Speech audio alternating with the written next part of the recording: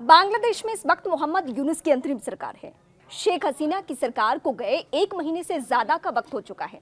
हसीना का आगे भविष्य क्या होगा ये तो कोई नहीं जानता, लेकिन बांग्लादेश अब धीरे धीरे उसी दिशा में आगे बढ़ता दिख रहा है जिसका पूर्व पीएम ने डर जताया था। बांग्लादेश में इस वक्त अमेरिकी डेलीगेशन मौजूद है। यूनुस की सरकार अमेरिका के डेलीगेशन को खाने में जमकर बांग्लादेश की मशहूर हिल्सा मछली परोस रही है।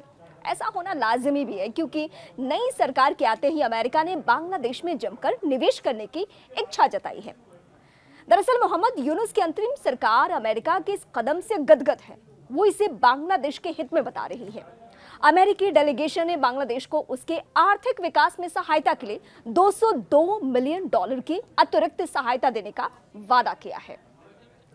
ढाका में अमेरिकी दूतावास की तरफ से कहा गया है कि बांग्लादेश के विकास को आगे बढ़ाने के लिए वो समर्पित है, लेकिन ये सवाल उठना लाजमी है कि करीब 1 साल पहले तक बांग्लादेश को आंखें दिखाने वाला अमेरिका अचानक इतना मेहरबान कैसे हो गया है। शेख हसीना का डर।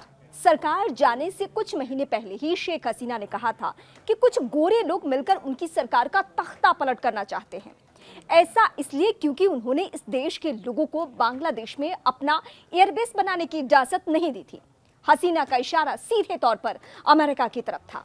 अब हसीना सरकार जा चुकी है और अमेरिका फिर से बांग्लादेश की नई सरकार से अपनी दोस्ती गांठने में जुटा हुआ है।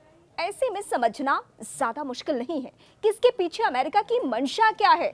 अगर हसीना का ये डर सच साबित होता है तो भारत के लिए भी ये अच्छा नहीं होगा। भारत नहीं चाहेगा कि हिंद महासागर में अमेरिका सुरक्षा बलों की मौजूदगी में बढ़े। हसीना ने जताई थी आशंका।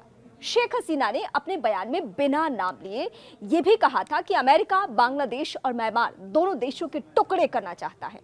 उसकी योजना एक क्रिश्चियन देश बनाने की है जो बांग्लादेश और म्यांमार से मिलकर बनाया जाएगा। अगर हसीना का डर सही साबित हुआ तो ये मोहम्मद यूनुस की अंतरिम सरकार के लिए खतरे की घंटी है।